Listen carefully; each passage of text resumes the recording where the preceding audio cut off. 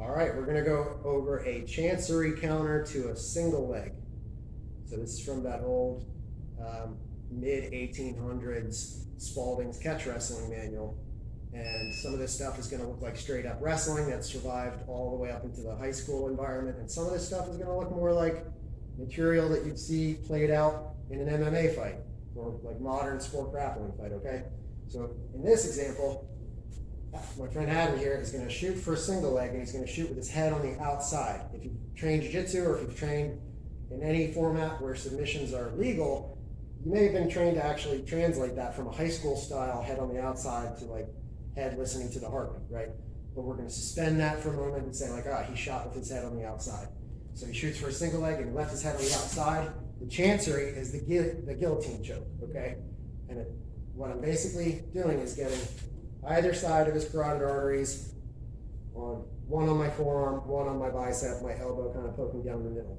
Can it be a little bit off angle? Of course. And can asymmetrical chokes be just as devastating as symmetrical ones? Yes, and sometimes more.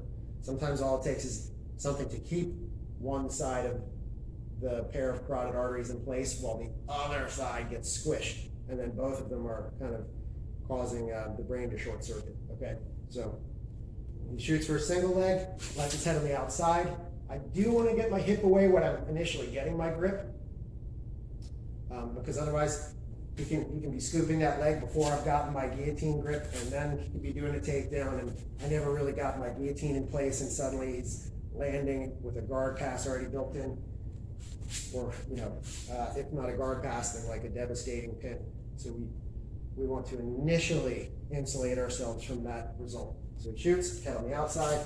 I back my hip up initially to get my Chancery grip.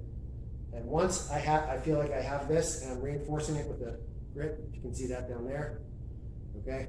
If I'm reinforcing it here, now I can chase in with my hips and perform that Chancery, AKA guillotine choke, okay? So one more time, he's shooting a single leg, he left his head on the outside, my hip pops out first, I adjust my grip, and now I chase in with my hips. Okay, so can you do this choke successfully even when they've initiated takedown and on your way down? Yeah, it does happen that way sometimes. Sometimes the other person's like, oh, yes, awesome, I got this takedown. Meanwhile, on the way down, they're losing consciousness. Having said that, is there some risk in counting on that? Of course, because you could be just, like I said earlier, you could be just a little bit off angle.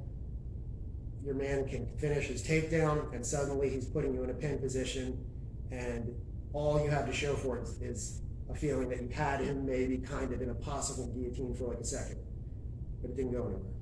So practice keeping your radar open to see, is his head going to the outside? And the second it's going to the outside, hip out, grip, hip in. Okay. Have some fun with it.